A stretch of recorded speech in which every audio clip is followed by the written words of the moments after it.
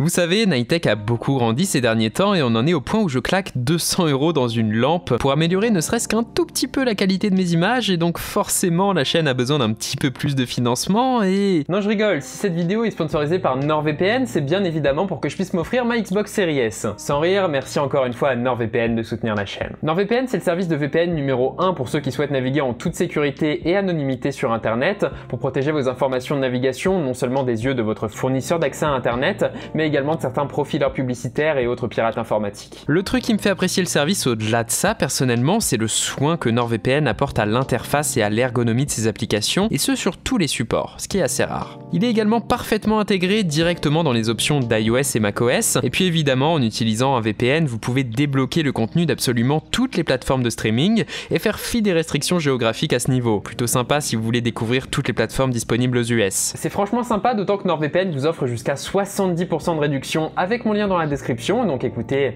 n'hésitez pas, et encore une fois, merci à eux. On revient à la vidéo. S'il y a bien un appareil de mon écosystème où je ne regarde pas à la dépense, c'est la montre connectée. Ça peut paraître bizarre, pour beaucoup de gens c'est vrai que c'est loin d'être un objet de première nécessité, mais en tant que sportif et que passionné de santé connectée, je peux pas m'empêcher d'adorer le concept de ce petit objet qui m'aide à prendre soin de moi et qui surveille mon bien-être au quotidien. J'étais donc vraiment ravi de voir que cette année avec la série 6, l'Apple Watch gagne encore en potentiel en matière de santé. Le truc c'est que dans la pratique, si l'Apple Watch reste effectivement une des meilleures montres connectées du marché, les ajouts qui ont été effectués cette année me laisse un petit peu songeur. Vous regardez Nighttech, c'est Thomas, et aujourd'hui on teste l'Apple Watch série 6. Alors pour commencer, il faut préciser que oui, la série 6 n'est qu'une évolution tout en douceur de la déjà très aboutie série 5 que j'ai testée il y a seulement quelques semaines. Au menu, un écran Always On plus lumineux, un nouveau soc Apple S6 légèrement plus puissant, de nouvelles couleurs, de nouveaux bracelets, et surtout la dernière tendance des wearables, un oxymètre ou capteur de saturation en oxygène dans le sang. Bref, il est clair que cette année encore, Apple se contente d'entretenir son avance sur le marché des montres connectées.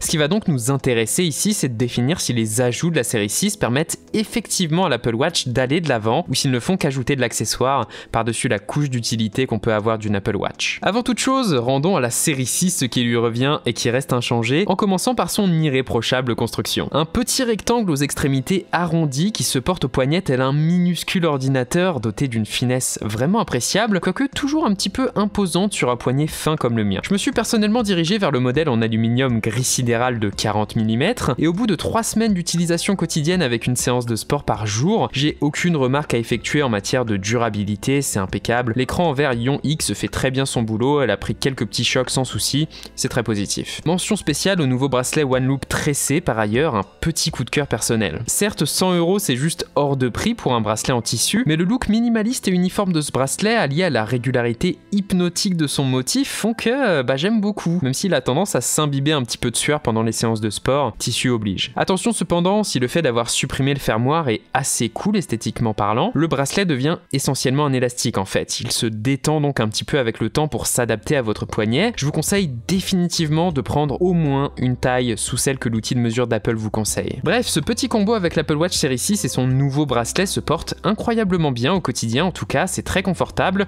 avec cette montre dont le design reste sérieux, inchangé, mais de qualité. Ce format classique conserve un gros avantage quand on en vient à parler de son écran par ailleurs. L'Apple Watch reste une des meilleures élèves en matière de lisibilité de son écran, avec sa dalle Retina au rendu parfaitissime, et surtout avec son écran quasi bord à bord dont les angles viennent épouser le radius des angles du boîtier lui-même. Nouveauté cette année, l'écran Always On de cette série 6 se veut plus lumineux que par le passé. C'est pas forcément quelque chose qui m'a posé problème sur la série 5, pas du tout même, mais effectivement avec la série 6, l'écran Always On me semble plus lisible, surtout en extérieur. Dans la plupart des situations, le passage du mode Always On au mode activé de l'écran se fait même de manière très douce, désormais sans hausse de luminosité notable. C'est assez cool, déjà pour consulter l'heure d'un coup d'œil sans avoir besoin de bouger le poignet, mais également parce que ça vient renforcer le rôle esthétique tout de même important d'une montre. Les gens vont plus facilement discerner le cadran sur votre Apple Watch. Et oui, personnellement d'ailleurs, j'adore les nouveaux cadrans disponibles avec WatchOS 7, ne serait-ce que pour ce tout petit cadran Animoji par ailleurs, il n'y a rien de tel qu'avoir un petit renard souriant souriant sur le poignet. C'est con, mais ce genre de truc comme le fond d'écran Pokémon des pixels,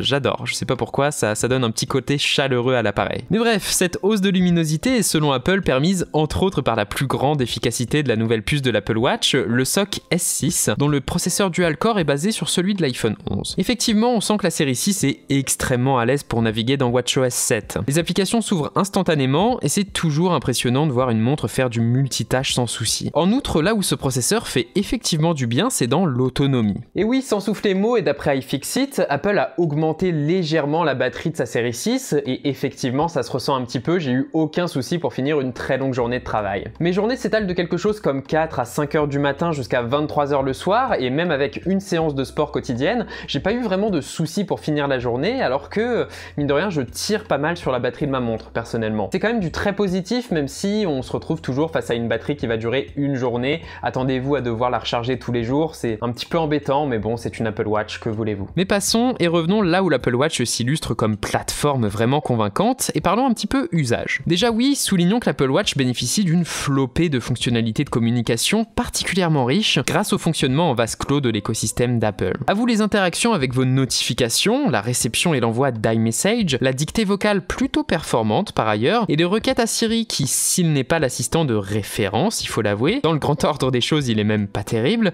mais il se rend vraiment utile quand on l'a toujours au poignet comme ça, ne serait-ce que si vous avez des ampoules HomeKit chez vous à régler. L'Apple Watch est de plus particulièrement intuitive à paramétrer et à utiliser, elle interagit très bien avec votre Mac, avec votre iPad, avec votre iPhone, etc. Et par ailleurs, la chose que j'ai remarqué niveau interaction, c'est que le moteur haptique de l'Apple Watch me semble un petit peu plus discret, subtil et précis qu'auparavant. C'est peut-être juste une impression, je sais pas, mais j'ai jamais eu autant l'impression que ma montre ne faisait que me taper très doucement sur le poignet pour me prévenir que j'ai une notification. Au quotidien, ça fait vraiment du bien. Bref, des trucs très cool mais rien de bien neuf en matière d'outils de communication. Là où l'Apple Watch Series 6 se démarque un petit peu, c'est en matière de sport et de santé. Déjà, on retrouve toujours le suivi du rythme cardiaque avec ses alertes si votre cœur bat trop lentement, donc de la bradycardie, ou s'il bat trop vite, de la tachycardie. C'est mine de rien une fonctionnalité qui a déjà sauvé pas mal de vies, qui a fait la une plusieurs fois. C'est toujours sympa qu'elle soit là. On retrouve également les alertes de niveau sonore trop élevées, ce qui est idéal pour déprimer sur les quais bruyants du métro. Toujours présente également la fonctionnalité d'électrocardiogramme certifié médicalement pour détecter une éventuelle fibrillation auriculaire, qui est une situation où les différentes parties de votre cœur ne battent pas de façon synchrone. En passant, s'il y a des étudiants ou professionnels du milieu médical qui regardent cette vidéo, ce que je ne suis pas, n'hésitez pas à nuancer ce que je dis ou à me compléter dans les commentaires, je le ferai remonter, y a pas de souci, je suis pas non plus un expert. Ces fonctionnalités ne vous paraissent peut-être pas indispensables, et je le comprends, mais je pense que suivre ces indicateurs sur le long terme peut s'avérer extrêmement précieux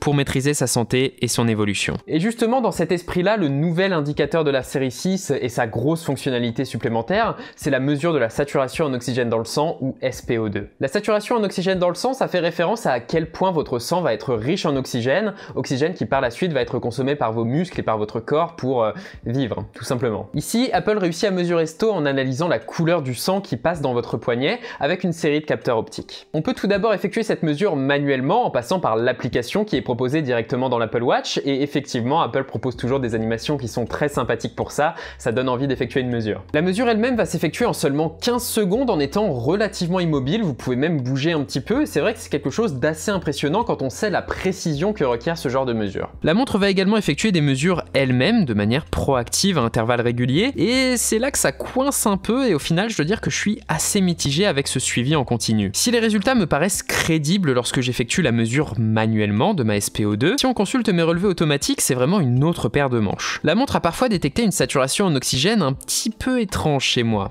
De manière générale, on dit qu'une SpO2 d'entre 95 et 100% est correcte, normale. Entre 90 et 95, ça peut être signe d'une maladie ou simplement que vous êtes en altitude. Et en dessous, tu es en situation d'hypoxie, de manque d'oxygène clair et net.